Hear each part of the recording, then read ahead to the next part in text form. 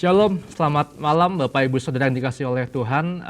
Senang kembali saya boleh hadir untuk membawakan materi PBS kita pada malam hari ini. Kita akan membahas satu hal, yaitu memaknai ulang neraka. Kalau minggu lalu kita telah sama-sama belajar untuk memaknai ulang surga, maka pada malam hari ini kita akan belajar untuk memaknai ulang neraka. Untuk itu kita sebelum memulai PBS pada malam hari ini, saya ajak kita untuk sama-sama berdoa terlebih dahulu. Bapa di dalam surga, kami kembali datang ke hadapan-Mu menaikkan setiap permohonan kami dan pengucapan syukur kami. Kami bersyukur kalau pada malam hari ini boleh kembali belajar sebagian hal yang mungkin sulit untuk kami dapat pahami, tapi biarlah kami mau sama-sama merendahkan hati kami, membuka pikiran kami sehingga kami boleh semakin mengerti karya-Mu yang begitu besar di dalam Kristus bagi kami semua. Karena itu Roh Kudus, tuntunlah kami supaya kami boleh sungguh-sungguh mengerti tentang tema pada malam hari ini di dalam pertamburan Bible Study, sehingga kami boleh semakin memiliki pemahaman yang lebih dalam tentang keimanan kami kepada Engkau ya Allah. Karena itu kami berdoa dan menaikkan ucapan syukur kami di dalam Yesus Kristus. Amin. Baik Bapak Ibu Saudara sekalian, sebagaimana yang tadi sudah saya katakan di awal, bahwa pada malam hari ini kita akan belajar satu hal, yaitu tentang bagaimana kita dapat memaknai ulang neraka. Karena malam hari ini adalah sebuah Bible Study dan mungkin akan menjadi satu mini seminar karena mungkin akan berdurasi cukup panjang. Maka saya mengajak kita untuk memaknai ulang tentang neraka dari beberapa sudut pandang Bapak Ibu Saudara sekalian, sehingga kita dapat memiliki satu pemahaman yang lebih mendalam tentang apa itu neraka. Di dalam Christianity modern pop culture atau budaya kontemporer yang diterima secara umum oleh orang Kristen, tentu kita memandang bahwa neraka itu adalah antitesis dari surga, sebagaimana yang saya sempat singgung minggu lalu, bahwa apabila surga merupakan satu tempat yang begitu baik, begitu menyenangkan, maka neraka akan menjadi satu tempat yang begitu buruk dan begitu mengerikan. Ini kira-kira memang pandangan yang berlaku secara umum di dalam keimanan Kristen pada saat ini. Kita melihat bagaimana di neraka terdapat hukuman berupa api yang menghanguskan yang dijatuhkan atas orang-orang yang melawan Allah untuk selama-lamanya atau secara kekal. Tidak hanya atas orang yang melawan Allah, tetapi juga kepada iblis dan para pengikutnya. Bahkan ada beberapa ajaran atau pandangan kontemporer tentang neraka yang mengatakan bahwa di dalam neraka itu iblislah yang menyiksa manusia. Ada orang-orang yang mengajarkan bahwa di neraka iblis akan mencungkil mata dari orang-orang yang selama hidupnya orang-orang ini melihat hal-hal yang najis, hal-hal yang buruk. Ada juga iblis yang lalu menjepit lidah dari orang-orang yang semasa hidupnya berkata-kata hal-hal yang tidak baik. Dan berbagai macam hukuman lain yang dilakukan oleh iblis. Seolah-olah bahwa iblis itu menjadi ajudan bagi Allah di dalam menghukum manusia. Padahal jika kita membaca kitab Wahyu, kita akan menemukan bahwa iblis pun itu turut dihukum sebenarnya, bersama dengan orang-orang yang menolak Kristus. Bahkan sejatinya itu neraka diperuntukkan bagi iblis dan para pengikutnya, termasuk orang-orang yang kemudian mengikuti iblis dan melawan Kristus. Kita dapat membaca di dalam Wahyu 20 ayat yang ke-10 dan di ayat yang ke-14 sampai ayat yang ke-15. Saya akan membacakan untuk kita semua di dalam Kitab Wahyu pasal yang ke-20 ayat yang ke-10 dan lanjut ke ayat yang 14 dan 15. Ayat yang ke-10 berbunyi demikian, dan iblis yang menyesatkan mereka dilemparkan ke dalam lautan api dan belerang, yaitu tempat binatang dan nabi palsu itu. Dan mereka disiksa siang malam sampai selama-lamanya. Dan ayat yang ke-14 lanjut yang ke-15, lalu maut dan kerajaan maut itu dilemparkanlah ke dalam lautan api. Itulah kematian yang kedua, lautan api. Dan setiap orang yang tidak ditemukan namanya tertulis di dalam kitab kehidupan itu, ia dilemparkan ke dalam lautan api itu. Dengan kita membaca beberapa ayat ini, kita akan menemukan bahwa ternyata memang neraka itu sejatinya diciptakan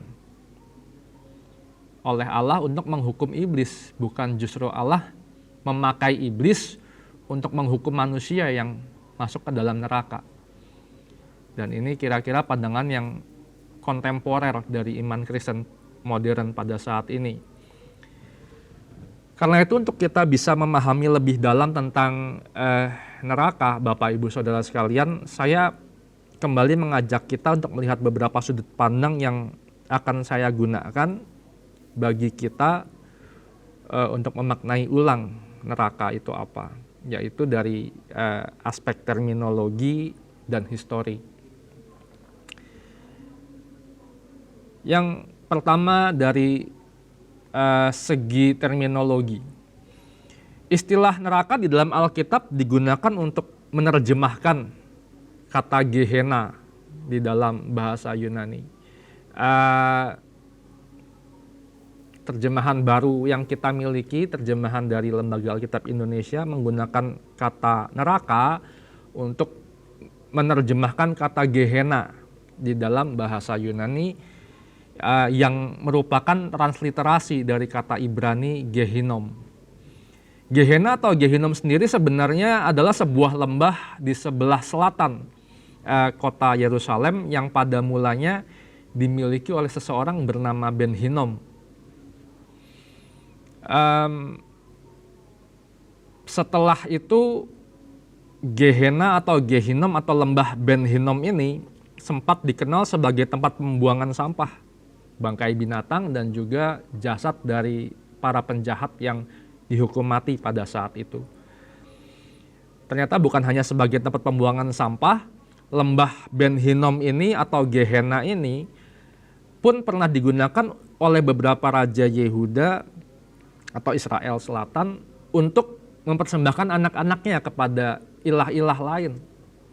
Misalnya menyerahkan anaknya kepada Baal seperti yang dilakukan oleh Raja Ahaz. Nah, yang menarik bahwa tampaknya tradisi paganisme ini justru kemudian digunakan Allah untuk menunjukkan kemurkaannya atas perbuatan jahat yang dilakukan oleh orang Israel. Seperti yang dapat kita lihat di dalam kitab Yeremia pasal yang ke-7.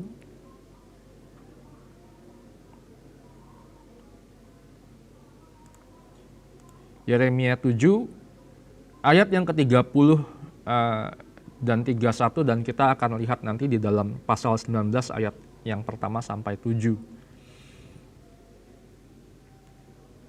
Yeremia 7 ayat 30 sampai 31. Sungguh orang Yehuda telah melakukan apa yang jahat di mataku, demikianlah firman Tuhan. Telah menempatkan dewa-dewa mereka yang menjijikkan di rumah yang atasnya namaku diserukan ini untuk menajiskannya. Mereka telah mendirikan bukit pengorbanan yang bernama Tofet di lembah Ben Hinnom untuk membakar anak-anaknya lelaki dan perempuan. Satu hal yang tidak pernah kuperintahkan dan yang tidak pernah timbul dalam hatiku. Dan kita lanjut ke Yeremia 19 ayat yang pertama sampai yang ke-7. Tapi saya akan fokus di ayat yang ketiga sampai ayat yang kelima. Katakanlah, dengarlah firman Tuhan, hai raja-raja Yehuda dan penduduk Yerusalem. Beginilah firman Tuhan semesta alam, Allah Israel, sesungguhnya aku akan mendatangkan malapetaka kepada tempat ini, sehingga telinga orang yang mendengarnya mendenging. Sebab mereka telah meninggalkan aku, telah memberikan tempat ini kepada Allah asing, dan telah membakar korban di sini kepada Allah lain, yang tidak dikenal oleh mereka sendiri dan oleh nenek moyang mereka, dan oleh raja-raja Yehuda. Mereka telah membuat tempat ini penuh dengan darah orang-orang yang tidak bersalah.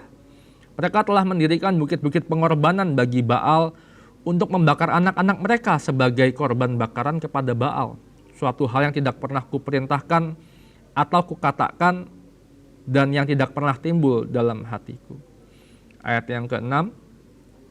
Sebab itu sesungguhnya waktunya akan datang, demikianlah firman Tuhan, bahwa tempat ini tidak akan disebut lagi Tofet dan lembah Ben Hinnom, melainkan lembah pembunuhan. Aku akan menggagalkan rancangan Yehuda dan Yerusalem di tempat ini, dan aku akan membuat mereka rebah oleh pedang di depan musuh mereka dan oleh tangan orang-orang yang ingin mencabut nyawa mereka. Aku akan membiarkan mayat-mayat mereka dimakan oleh burung-burung di udara dan oleh binatang-binatang di bumi.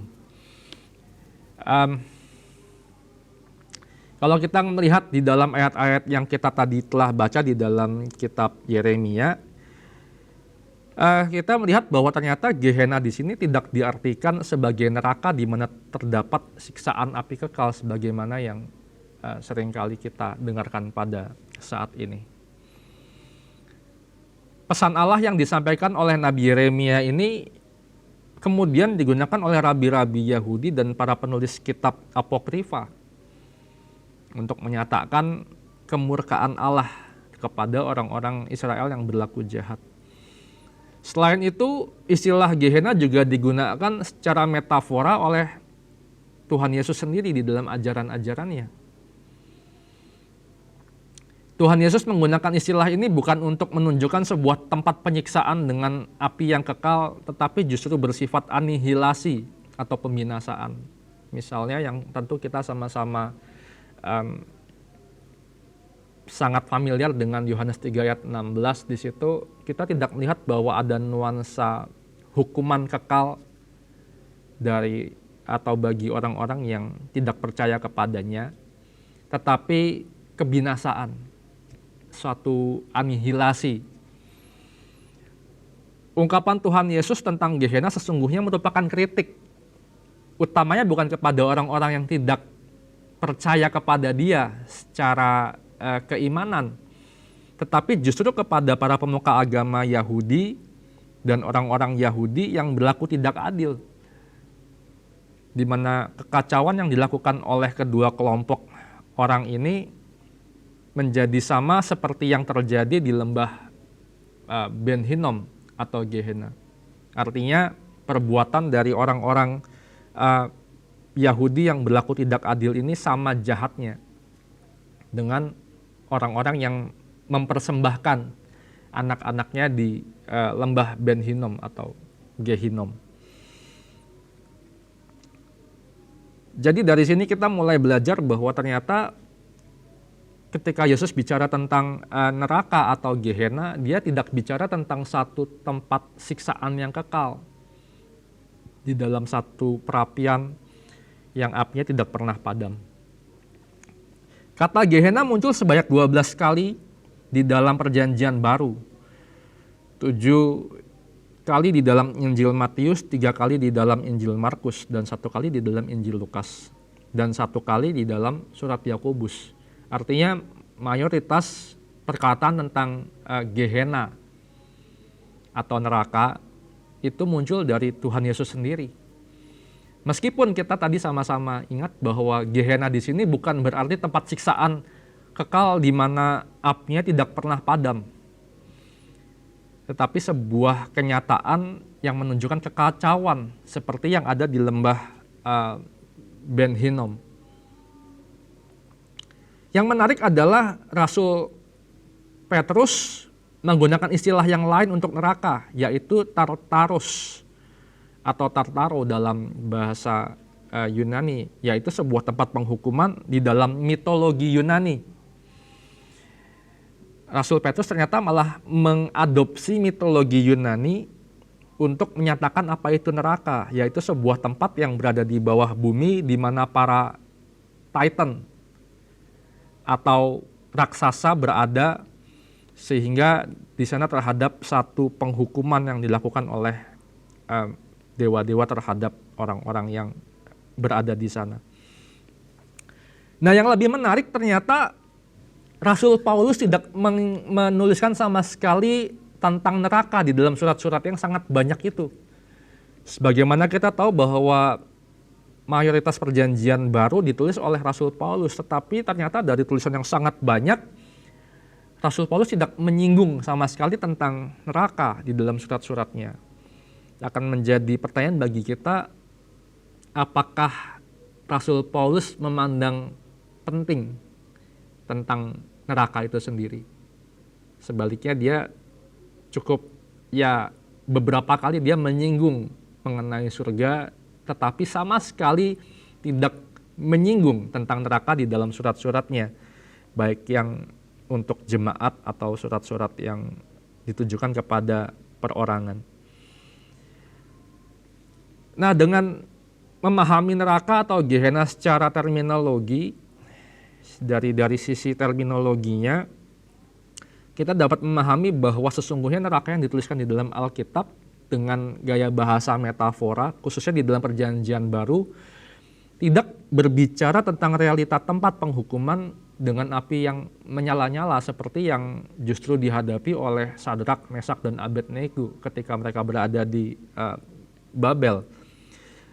Melainkan sebuah tempat pembakaran yang membersihkan dari hal-hal yang kotor.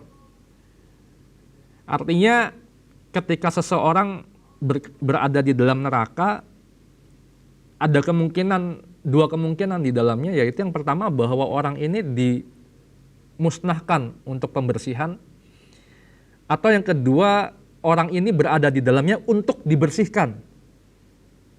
Sehingga dari terminologi Gehenna yang berada di dalam perjanjian baru ada beberapa penafsiran yang dapat kita miliki, yaitu antara orang-orang yang berada di dalam Gehenna akan dimusnahkan untuk pembersihan, atau yang kedua orang-orang ini berada di dalam Gehenna untuk dibersihkan dari dosa-dosanya.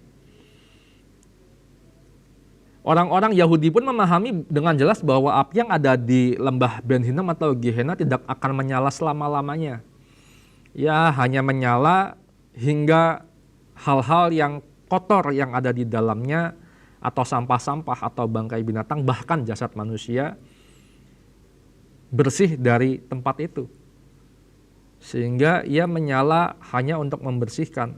Nyala api yang menyala di lembah Ben Hinnom menyala hanya untuk membersihkan segala sesuatu yang kotor yang ada di dalamnya. Ya, dengan demikian kita belajar malam hari ini bahwa ternyata ungkapan Gehenna tidak mewakili satu narasi bahwa neraka itu adalah sebuah tempat dengan api yang menyala untuk selama-lamanya atau kekal. Pandangan ini tentu akhirnya kita harus melihat dari sudut pandang yang lain. Bagaimana kita kemudian pada hari ini memahami bahwa neraka adalah sebuah tempat dengan api yang kekal, satu tempat yang nyata dengan api yang menyala secara kekal. Karena itu saya mengajak kita untuk melihat dari sudut pandang yang kedua, yaitu sudut pandang histori. Secara historis, gereja abad pertama ternyata belum memiliki pemahaman, bahkan percakapan tentang apa itu neraka, sebagaimana yang dimiliki oleh gereja modern pada saat ini. Artinya sejak gereja terbentuk, anggaplah pada konsili pertama di Yerusalem, hingga abad pertama, percakapan tentang neraka itu tidak pernah ada. Tidak ada pembahasan tentang apa itu neraka di sana. Justru teolog pertama yang mencetuskan konsep tentang neraka sebagai tempat penghukuman adalah Origenes dari Alexandria. Origenes ini adalah seorang teolog terbesar di zaman gereja mula-mula. Dan itu pun dia mengemukakan teorinya atau pandangannya tentang neraka itu 2 abad setelah gereja perdana muncul. Artinya pada abad yang ketiga baru saat itu muncullah Origenes yang menyatakan pandangannya tentang neraka sebagai tempat penghukuman. Tetapi perlu dipahami bahwa tempat penghukuman yang diajukan oleh Origenes bukanlah satu tempat pembantaian atau penyiksaan kekal. Teori yang dikemukakan oleh Origenes dikenal dengan istilah apokatastasis yang memiliki arti restorasi atau pemulihan segala sesuatu kepada kondisinya yang semula. Tentu pandangan seperti ini telah ada sebelumnya di dalam ajaran-ajaran di luar Kristen seperti Zoroaster punya pemahaman yang sama tentang apokatastasis, tetapi yang membedakan adalah apokatastasis di dalam pandangan Origenes itu dilakukan oleh Kristus sendiri, bukan terjadi secara alami. Di dalam pandangannya, Origenes menyatakan bahwa penghukuman di dalam neraka merupakan bentuk penyucian yang dilakukan oleh Allah terhadap seluruh ciptaan. Artinya ketika seseorang berada di dalam neraka untuk dihukum, dia bukan sekadar untuk disiksa atau dibantai di sana, melainkan dimurnikan, disucikan oleh Allah. Dan yang masuk ke sana bukan hanya manusia, tetapi seluruh ciptaan lain yang telah jatuh kepada kejahatan. Karena itu pada akhirnya menurut Origenes, iblis pun akan dimurnikan di dalam neraka ini dan diampuni segala kesalahannya. Tentu bagi kita yang ada di gereja modern, kita melihat bahwa pandangan ini cukup asing dengan kita. Karena memang sejak abad ketiga hingga kita ada di abad saat ini, kita melihat ada begitu banyak jenjang sejarah dan ajaran-ajaran gereja yang berkembang. Dan itu membuat kita mungkin tidak memahami atau mengenal ajaran dari Origenes ini. Padahal pada waktu itu, apokatastasis adalah satu pandangan atau teori yang diakui secara umum di zaman gereja mula-mula. Pandangan Origenes ini diterima dan diakui oleh Santo Gregorius dari Nisa, salah seorang dari bapak-bapak Kapadokia bersama dengan Santo Basilius Agung dan Santo Gregorius Nazianzus. Dia mengakui bahwa pandangan Origenes ini layak untuk diterima, Bapak Ibu. Sehingga dia turut mengajarkannya kepada gereja mula-mula. Kalau kita berpandangan bahwa Santo Gregorius dari Nisa ini sesat, ia tidak menyatakan apa yang kita percayai pada hari ini. Tapi tunggu dulu, karena Santo Gregorius dari Nisa adalah salah satu tokoh dari gereja perdana yang diakui pandangannya tentang Tritunggal. Artinya rumusan tentang Allah Tritunggal yang kita pegang hari ini itu diusulkan oleh Santo Gregorius dari Nisa. Jadi kita melihat bahwa Santo Gregorius dari Nisa yang begitu luar biasa dalam merumuskan tentang Allah Tritunggal, dia juga orang yang sama yang menerima pandangan Origenes tentang apokatastasis. Sebuah pandangan yang menyatakan bahwa pada akhirnya segala sesuatunya akan direstorasi, akan diperbaiki ulang, akan dipulihkan. Sehingga tatanan dari dunia ini akan kembali kepada sebagaimana ia seharusnya. Dan itulah yang menurut Origenes sebagai dunia yang baru, langit dan bumi yang baru. Ini akan menjadi satu jawaban mengapa pandangan Origenes kemudian nggak lagi terdengar sampai hari ini. Atau sedikit banyak orang tidak mendengar ajaran Origenes ini. Karena pada abad ke-6 sebuah sidang di Konstantinopel menyatakan bahwa Origenes itu bersalah. Tapi bukan dalam hal apokatastasis dia bersalah, melainkan bahwa Origenes mengajarkan bahwa jiwa manusia itu memiliki praeksistensi.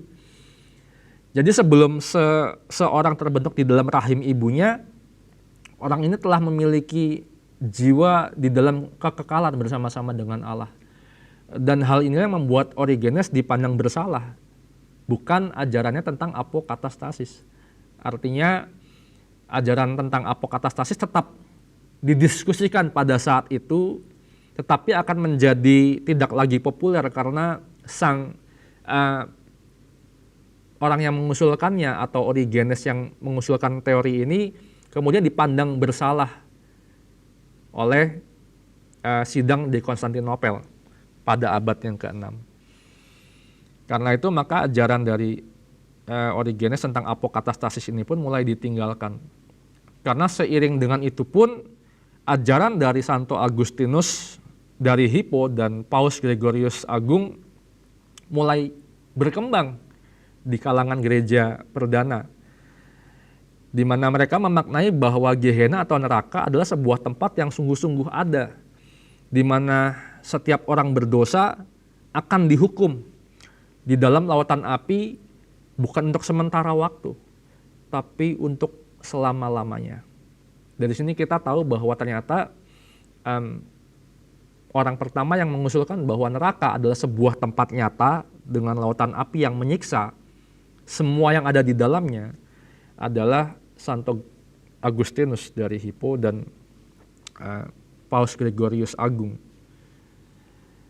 Seluruh ciptaan yang berada di dalamnya akan merasakan kesakitan fisik yang tidak tertahankan karena dibakar selama-lamanya. Ingat ya, ini pun mengatakan bahwa lautan api bukan iblis yang menyiksa manusia. Jadi artinya pandangan tentang iblis yang menyiksa manusia di neraka pada dasarnya sejauh ini bukan datang dari iman Kristen sebenarnya. Pada tahun 1054 terjadi satu peristiwa, yaitu skisma besar di mana gereja terpisah. Gereja Katolik dalam huruf kecil, yaitu gereja yang bersifat Katolik atau umum, itu mengalami keterpisahan, yaitu gereja Katolik Roma dan gereja Ortodoks Timur. Jika gereja Katolik mewarisi ajaran Santo Agustinus dan Paus Gregorius Agung, di mana neraka adalah sebuah realita, maka gereja Ortodoks Timur kembali menekankan bahwa neraka bukanlah realita, tetapi sebuah metafora dari keberadaan tanpa kehidupan, tanpa kebaikan, dan tanpa pengharapan.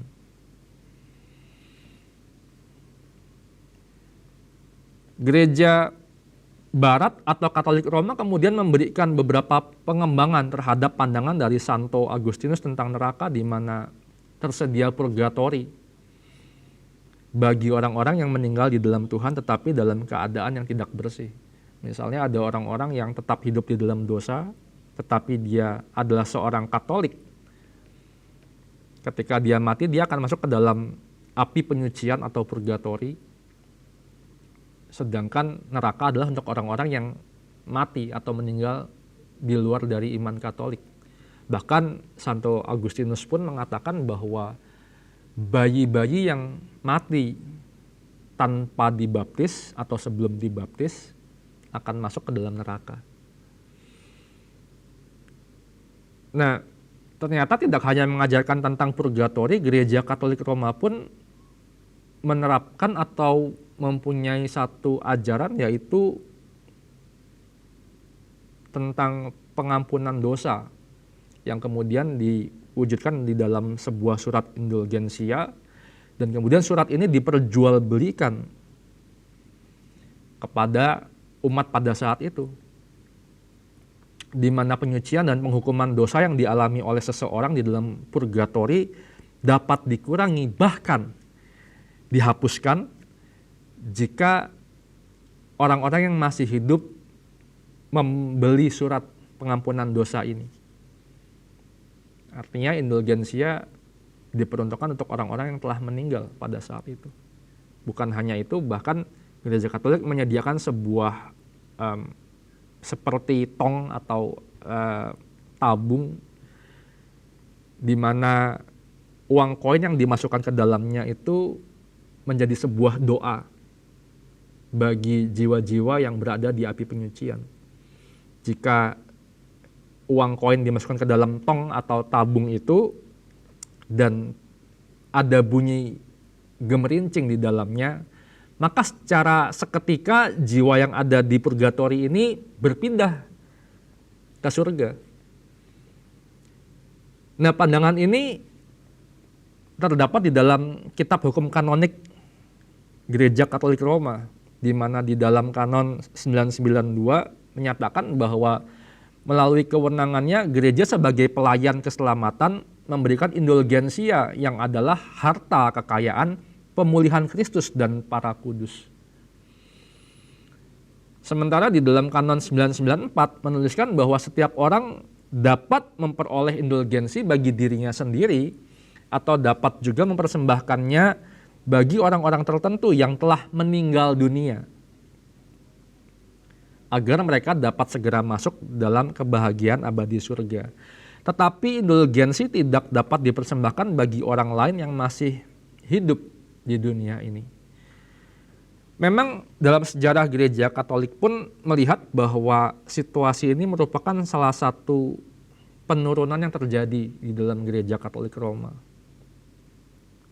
Sehingga pandangan Gereja Katolik Roma ini mendapat kritik keras dari salah seorang biarawannya yang bernama Martin Luther, yang dikemukakan di dalam salah satu dari 95 dalilnya.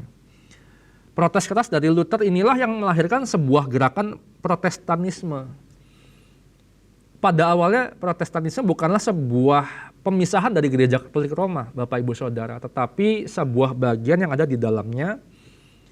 Tetapi kemudian karena Luther sendiri dikeluarkan dari Gereja Katolik Roma, maka muncullah sebuah istilah Kristen Protestan yang ada hingga hari ini.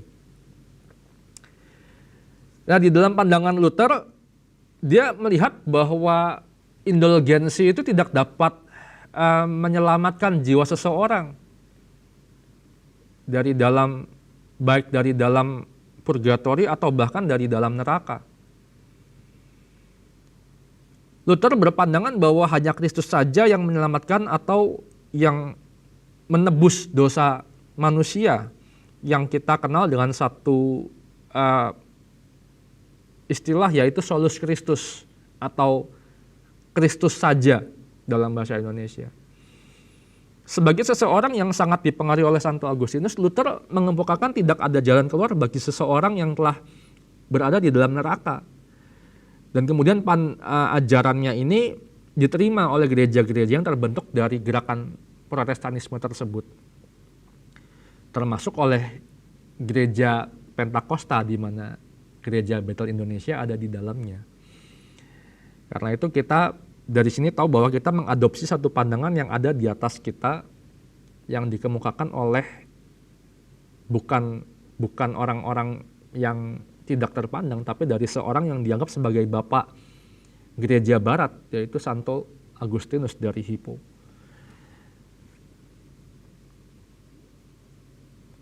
Banyak tokoh reformasi gereja yang memberikan penekanan tentang neraka sebagai sebuah tempat yang nyata. Artinya tempat ini sungguh-sungguh ada. Berbeda dengan Luther yang berpandangan bahwa orang-orang yang berada di dalam neraka ada dalam satu keadaan tidur atau tidak sadar.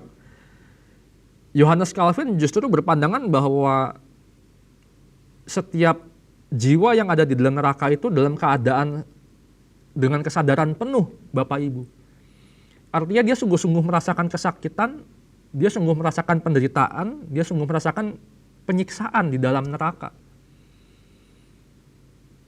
Dan ini terjadi untuk selama-lamanya. Tidak dalam satu waktu yang sementara. Seorang tokoh reformasi lainnya bernama Jonathan Edwards menekankan bahwa pandangan Santo Agustinus itu memang benar. Jonathan Edwards yang adalah satu tokoh kebangunan rohani di Amerika terbesar yang pernah ada menyatakan bahwa keberadaan Allah di neraka, ia menyatakan kebesarannya. Dia menyatakan kesempurnaannya di dalam kebencian dan kemurkaan. Sebuah kebencian tanpa kasih. Artinya, menurut Jonathan Edwards neraka adalah satu batas dari kasih Allah itu sendiri. Makanya setiap orang yang pernah mendengar nama Jonathan Edwards pasti akan sangat ingat dengan satu karyanya, yaitu Sinners in the Hand of the Angry God. Orang-orang berdosa di dalam tangan Allah yang murka. Karena itu kita tahu bahwa sebagai gereja yang lahir dari tradisi reformasi, Gereja Bethel Indonesia mengadopsi pandangan ini, bahwa di dalam neraka terjadi penyiksaan terhadap orang-orang yang mati di luar Kristus. Sementara itu Gereja Ortodoks Timur menolak pandangan dari Anselmus yang menyatakan bahwa Yesus mati untuk memberikan kepuasan bagi Bapa, atau yang dinyatakan oleh para kaum reformasi yang menyatakan bahwa Yesus mati sebagai penerima hukuman pengganti, sebagaimana juga diajarkan oleh Jonathan Edwards ataupun Johannes Calvin.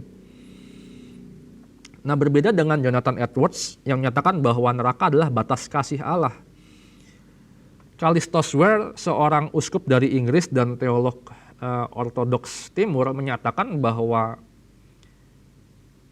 bahkan orang-orang jahat yang berada di dalam neraka pun tidak kehilangan kasih Allah. Artinya kasih Allah pun tetap menaungi mereka di dalam neraka, akan tetapi pilihan mereka sendirilah yang menyebabkan mereka ada dalam penderitaan.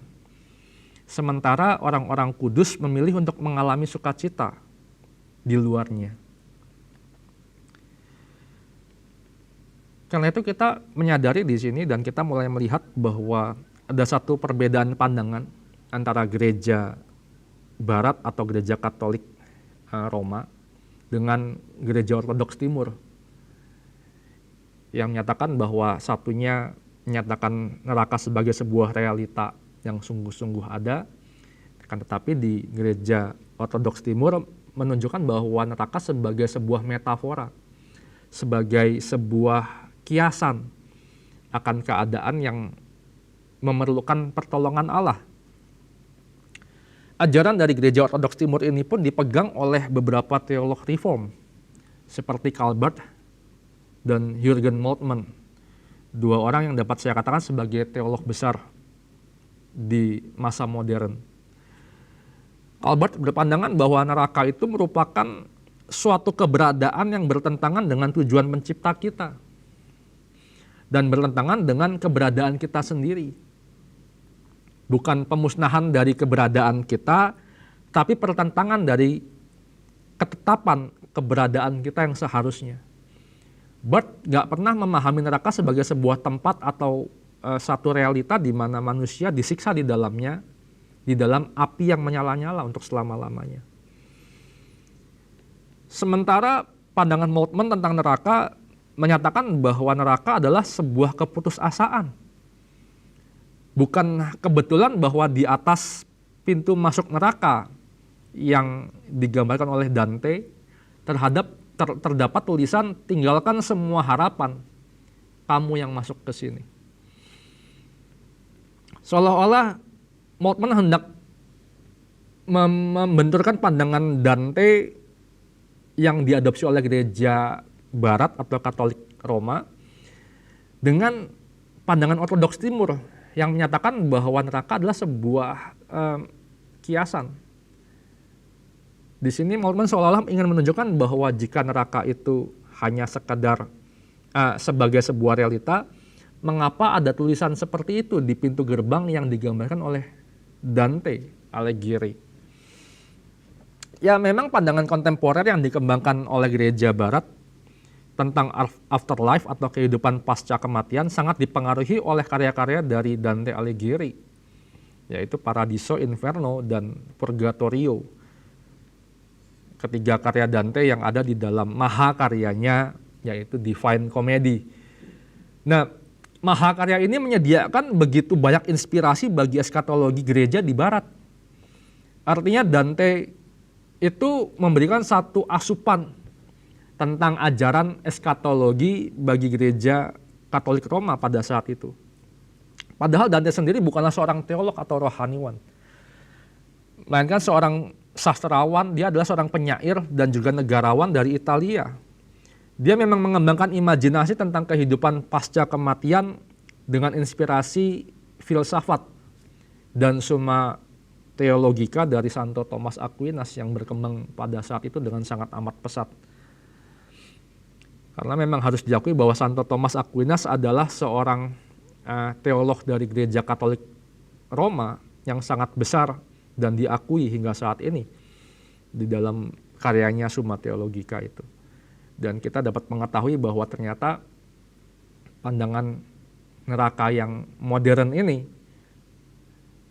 lahir dari Agustinus dan kemudian divisualisasikan di dalam karya Dante.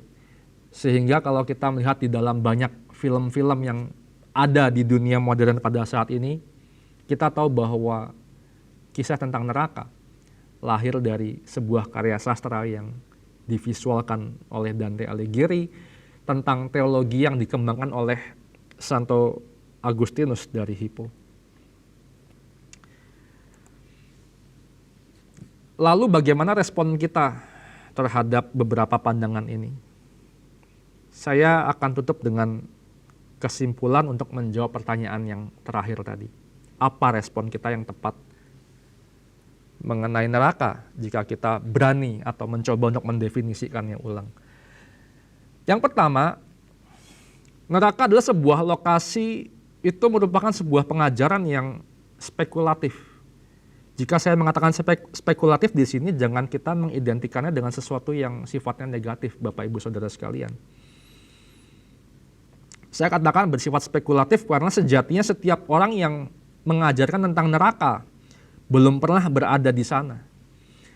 Kebanyakan pandangan orang tentang neraka pada hari ini lahir dari sebuah pengalaman mendekati kematian atau nearing death experience, dan saya mengajak kita untuk jangan terlalu menganggap bahwa pengalaman mendekati kematian ini sebagai satu ajaran yang benar 100%. Kita harus menyediakan satu room for error dari pandangan seperti ini, satu ruang untuk kesalahan dari pandangan seperti ini. Sebagaimana dengan pandangan yang mengajarkan bahwa neraka adalah sebuah kiasan, bahwa neraka adalah hanya sebuah gambaran dari kehidupan tanpa Allah.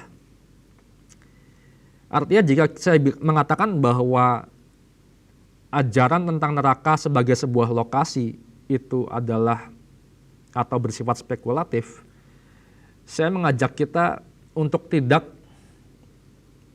memandang bahwa kita menolak yang satu dan menerima yang lain secara 100%.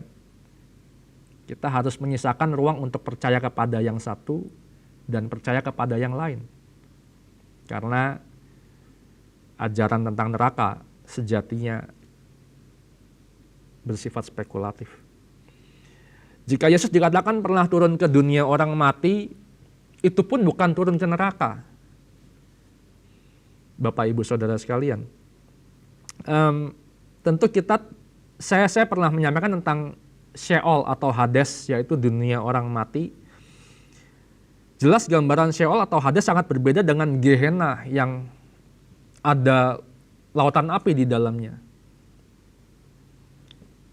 Kalaupun misalnya kita membaca di dalam kisah Lazarus dan orang kaya yang kemudian orang kaya jatuh ke dalam Sheol atau Hades dan ada nyala api di dalamnya. Kita harus tahu bahwa kisah orang kaya dan Lazarus yang miskin bukanlah sebuah kisah nyata. Itu semacam hikayat yang diturunkan secara turun-temurun di antara orang-orang Yahudi. Artinya Sheol atau Hades menggunakan gambaran api di sana bukan dalam rangka sungguh-sungguh ada api di Sheol atau Hades, tetapi Sheol atau Hades itu memiliki api sebagai gambaran. Yang pertama bisa jadi penyiksaan, tetapi yang kedua adalah pemurnian di sana. Karena pemurnian memang identik dengan satu hal yang tidak mengenakan. Pemurnian identik dengan hal-hal yang membuat kita tidak merasa nyaman. Bahkan ada orang-orang yang merasa sengsara ketika hidupnya dimurnikan seperti Ayub.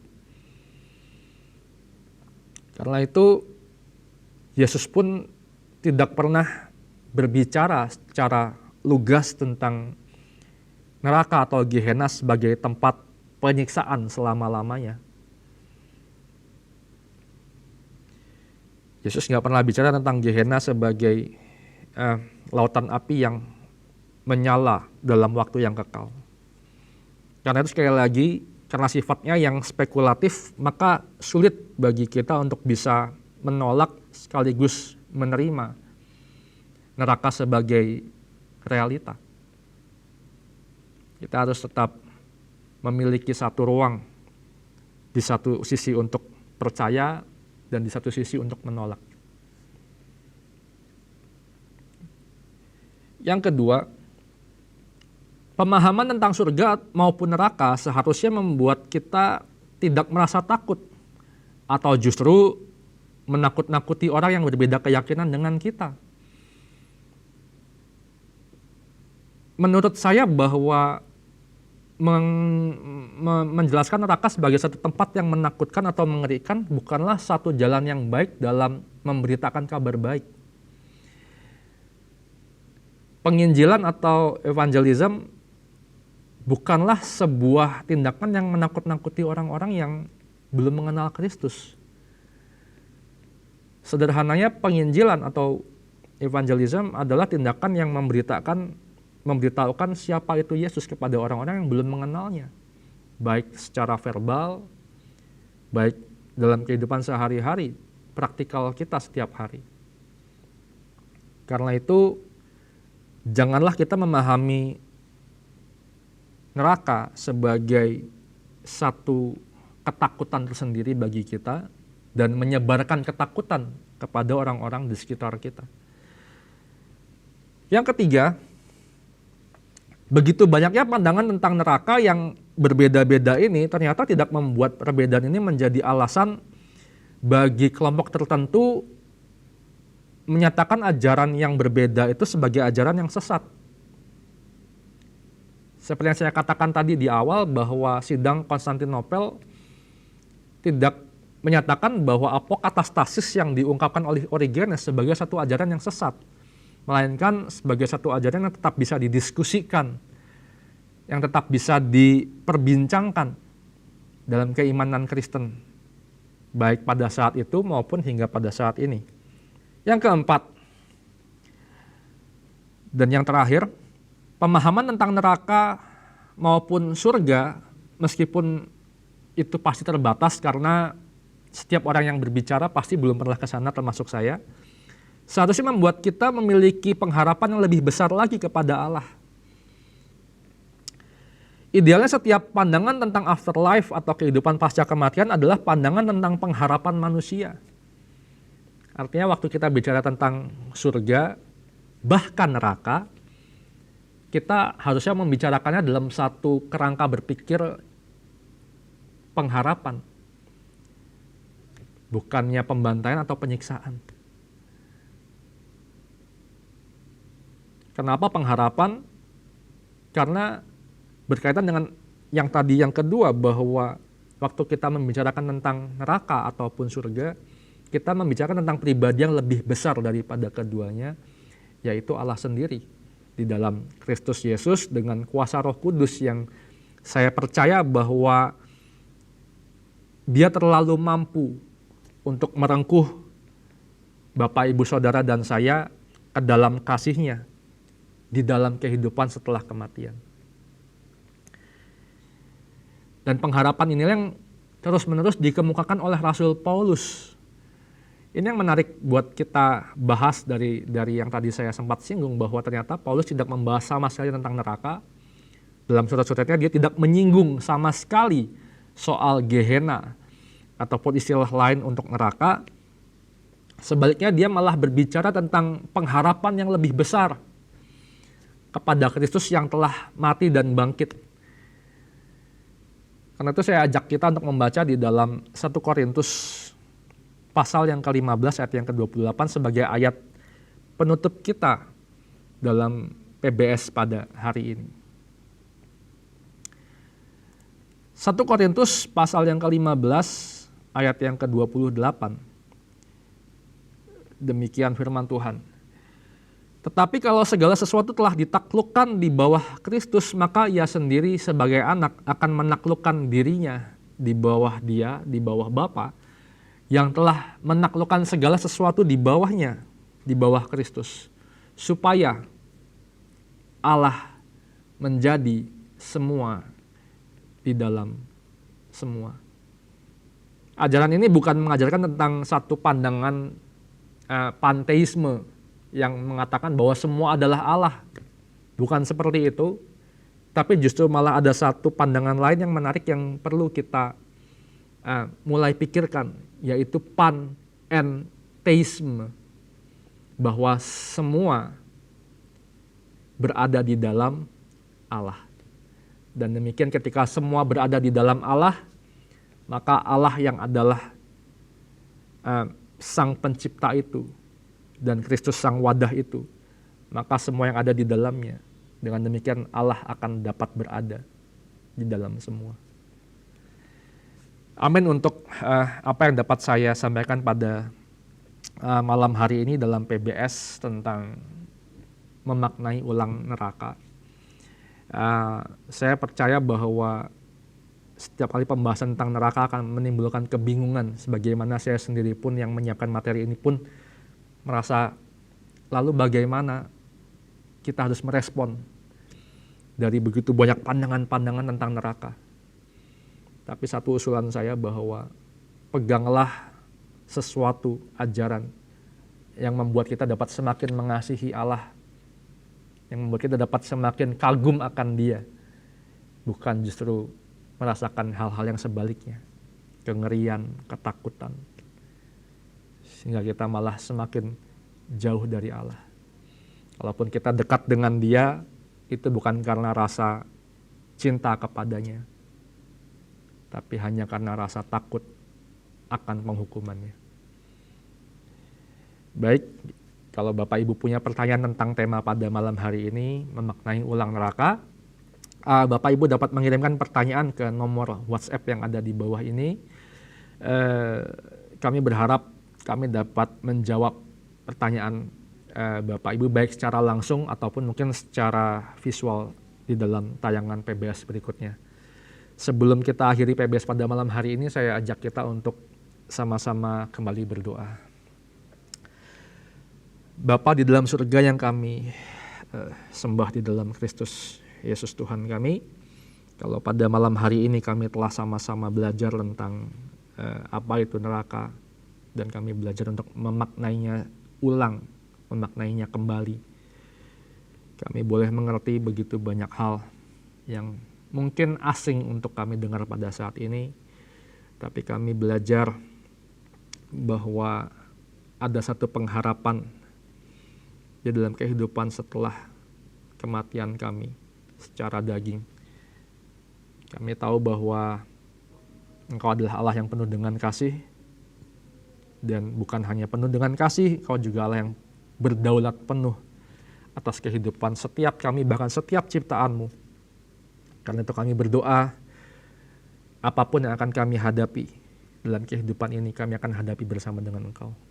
Setiap kami yang telah berada di dalam-Mu, Tuhan, kami percaya bahwa tangan Tuhan terlalu kuat bagi kami untuk kami melepaskan diri dari-Mu. Karena itu biarlah Engkau sendiri yang mengajarkan kami akan begitu banyak hal yang mungkin menjadi rahasia bagi kami sampai hari ini, termasuk mungkin surga ataupun neraka setelah kehidupan kami saat ini. Tapi kami percaya bahwa pengharapan di dalam Engkau saja ya Allah, itu yang akan tetap kami pegang sampai selama-lamanya. Roh Kudus tolong setiap kami untuk kami boleh hidup sesuai dengan kehendak-Mu, supaya kami bukan hanya menjadi pendengar, tetapi juga pelaku firman. Kami bukan hanya mengisi akal kami, tapi juga iman kami. Dan di dalam nama Yesus Tuhan kami berdoa dan kami bersyukur. Amin. Sampai jumpa dalam PBS yang akan datang. Tuhan Yesus memberkati.